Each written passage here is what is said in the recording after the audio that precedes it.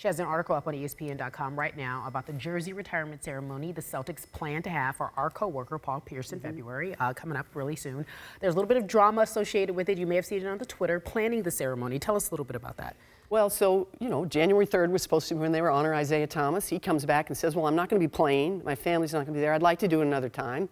And if you, in fact, believe that Danny Ainge and the agent said, okay, we'll just do the next game February 11th, and didn't realize it was Paul Pierce's retirement ceremony, but they still wanted to go forward with it. And, initially I was thinking, well, Paul should be okay with this. But then after talking to him, Carrie, I understand this. This guy wanted to begin and end his career as a Celtic. He wasn't able to do that. They made the trade to Brooklyn, and everybody agrees that was a great trade for the Celtics. But this is a guy that this means a lot to him. He's been thinking about this for probably 3 years now. The last 2 seasons with the Clippers, as you know, were underwhelming for him professionally. Sure. So this is the biggest day of his life, you could argue.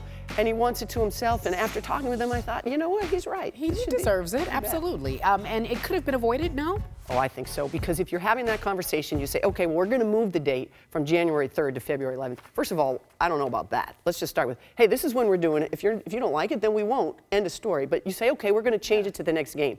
The minute you realize this is Paul Pierce's retirement day, you say, you know what, Isaiah? It's January 3rd or nothing, because we're not going to do that on this day. You're right. And then all this would have been solved.